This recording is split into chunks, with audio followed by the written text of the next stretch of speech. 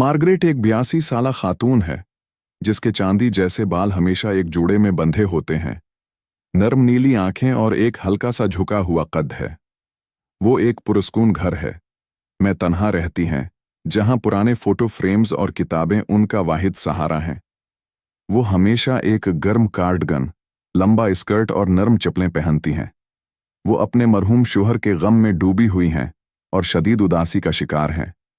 वस्करज एक छोटा, बेसहारा और बिखरे बालों वाला नारंगी रंग का बली का बच्चा है, जिसके सीने पर एक सफेद धब्बा है। इसकी रोशन सब्ज आंखें बेहद तजस्सुस भरी हैं और उसकी दम के आखिर में एक हल्का सा मूड है। वो चौकस, हिफाजती फितरत रखने वाला और शरारती है और मार्गरेट की कैफियत को फौरन भांप लेता है।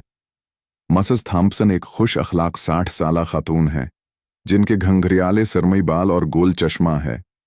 वो हमेशा मार्गरेट का हाल चाल दरियाफ्त करती हैं। मार्गरेट अपनी पुरानी आरामदह कुर्सी पर बैठी हुई है और अपने मरहूम शोहर की एक धुंधली तस्वीर को देख रही है। घर में मुकम्मल खामोशी है, सिर्फ दीवार पर लटकी हुई पुरानी घड़ी की टकटक सुनाई दे रही है।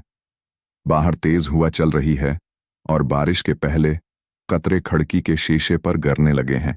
मार्गरेट दरवाजे पर हल्की हल्की खराशों की आवाज सुनती है। वो आहिस्ता से अपनी जगह से उठती है, दरवाजा खोलती है। एक छोटा सा नारंगी बिल्ली का बच्चा भैगा हुआ कांपता खड़ा नजर आता है। उसकी सब्ज आंखें मदद की तलबगार नजर आती हैं। मार्गरेट कुछ लम्हे हचकचाती है, फिर आहिस्ता से कहती है, अच्छा, लगता है तुम कुछ देर के लिए यहां ठहर सकते हो। रात के वक्त वस्करस चमनी के करीब बैठा अपने गीले फर को चाटकर खश्क कर रहा है। मार्गरेट फर्श पर एक छोटी प्लेट में दूध रखती है। बली का बच्चा नर्म आवाज में गंगनाता है और मार्गरेट पहली बार कई हफ्तों बाद मुस्कुरा देती है। सुबह का वक्त है। मार्गरेट आंखें खोलती है तो उसे बस्तर के किनारे एक नरम सी गड़गड़ाहट महसूस होती है। वस्करस उसके पैर के पास आराम से बैठा हुआ है और तजस्सुस भरी आंखों से उसे देख रहा है। मार्गरेट हंसती है, तुम्हारी मूंछें मेरे पुराने सलाई बर्श की तरह हैं। मैं तुम्हें वस्करस कहूंगी। वस्करस अपनी दम हिलाता है, जैसे वो इस नाम से मुत्तफक हो। कई दिनों बाद मार्गरेट अपनी गर्मोनी कार्डिगन पहने बाग में निकलती है। वस्करस है, गड़ते हुए पत्तों के पीछे भाग रहा है और मार्गरेट उसकी शरारत देखकर हंसती है। मिसेस थॉम्पसन, जो करीब के पूर्ज से ये मंजर देख रही हैं, मुस्कुरा देती हैं। मार्गरेट खिड़की के पास बैठी किसी गहरी सोच में गुम है। वस्करस उसकी गोद में छलांग लगाकर उसका हाथ अपने नन्हे पंजे से छूता है। मार्गरेट एक आह भरती है और उसके नर्म फर को सहलाती है। तुम्हें मेरी उदासी अच्छी नहीं लगती, है ना? वस्करस जोर से गंगनाता है और करीब ही बैठा रहता है। आधी रात का वक्त है ना? मार्गरेट को अचानक कमजोरी महसूस होती है और चक्कर आने लगता है। वो उठने की कोशिश करती है, लेकिन बस्तर पर गिर जाती है। वस्करस जोर जोर से माऊ करता है, दरवाजे की तरफ भागता है और पंजों से उसे खजूरने लगता है, जैसे किसी को मदद के लिए बुलाने की कोशिश कर रहा हो। सुबह सवेरे मिसेस थॉम्पसन दरवाजा खटखटाती हैं। वस्करस के बेचैन चीखने की आवाज सुनकर फिक्रमंद हो जाती हैं।